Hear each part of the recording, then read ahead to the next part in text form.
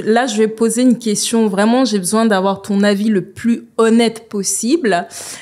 Je trouve que la Guinée, et Conakry plus particulièrement, est un environnement toxique.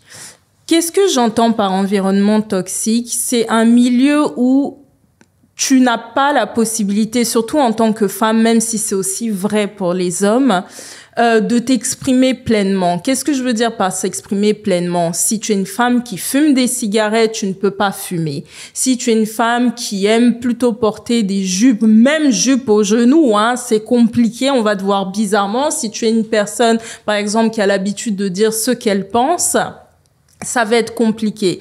Et la cerise sur le gâteau pour moi, c'est la polygamie, dans le sens où on a beaucoup de familles, peu importe les trois principales, je dirais, ethnies de la Guinée, Peul, Soussou et Malinké.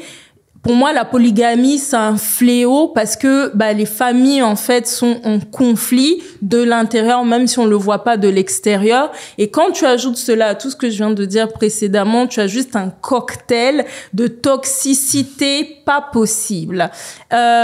Donc, qu'est-ce que toi, tu penses? Est-ce que tu partages le même avis ou tu as une vision un peu différente? Alors moi, mon avis, il est un peu mitigé sur ça.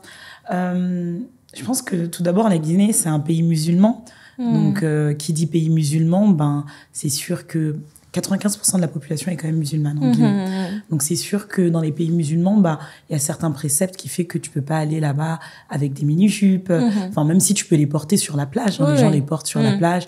D'autres personnes, des personnes étrangères aussi, portent des shirts ou des mini-jupes. Ça choque pas tant que ça, mais c'est quand même un pays musulman. Et si toi, en tant que Guinéenne, tu débarques là-bas en mini-jupe en plein jour, c'est sûr que ça va étonner les gens et ça va les choquer un petit peu. Parce qu'il y a cette dimension religieuse qui fait que même les personnes chrétiennes, quand tu remarques en Guinée, tu vois pas qui est musulman, qui est chrétien. Parce que la plupart des gens sont tous habillés pareil, en tissu, en wax. Et ce genre de coutume, de pratique, je le vois aussi au Sénégal. Quand je vais là-bas, je vois pas de jeunes filles en mini-jupe en pleine journée. Elles sont toutes habillées avec des pannes parce que ça fait partie de la culture. Et je pense qu'il y a ça aussi à respecter. C'est comme quand on part dans des pays musulmans, au Maroc ou en Algérie, il y a aussi ça, bien qu'il y a un côté touristique qui fait qu'ils soient moins choqués de voir des filles en mini-jupe. Donc je pense qu'il y a cette part-là du fait qu'il y a une culture qui est là. Après, on peut remettre en cause, on peut en parler, etc. Mais il y a cette culture et c'est un fait.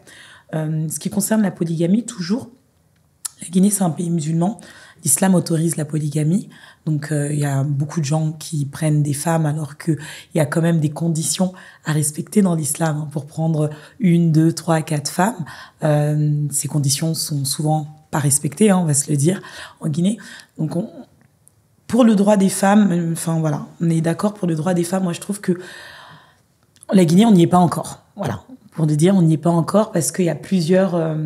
quand tu disais, on peut pas totalement s'exprimer, on peut pas fumer quand on est une femme dehors, c'est des choses qui sont entièrement vraies parce que c'est du mal vu. On est encore dans une société où la femme, elle doit avoir un certain comportement, où la femme, elle a un rôle, en fait, à jouer. C'est-à-dire, à partir du moment où t'es une femme, t'es pas un individu, t'es d'abord un rôle. T'es une petite fille, donc on s'attend à ce que tu te comportes comme ceci, comme cela. Tu deviens une jeune femme, on s'attend à ce que tu te maries. Tu deviens une femme mariée, on s'attend à ce que tu fasses ce fameux don de soi, que j'aime appeler, c'est-à-dire que tu donnes à fond pour ton mari et que tu donnes à fond pour tes enfants.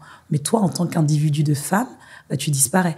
Mais ça, moi, je le vois pas que en Guinée. Pour moi, en France, c'est la même chose aussi. Peut-être pas au même stade, mais je le vois. Et ça, à n'importe quel stade, que ce soit des femmes d'origine africaine, que ce soit des femmes purement françaises, je vois cette notion du don de soi, cette notion de rôle qu'on donne aux femmes et cette notion du si je fais ça, je suis mal vue, en fait.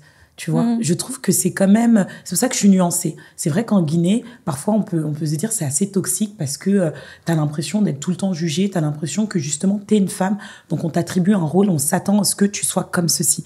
Et quand tu n'es pas dans ce cadre-là, soit t'es rejetée, soit on te pointe du doigt, tu vois.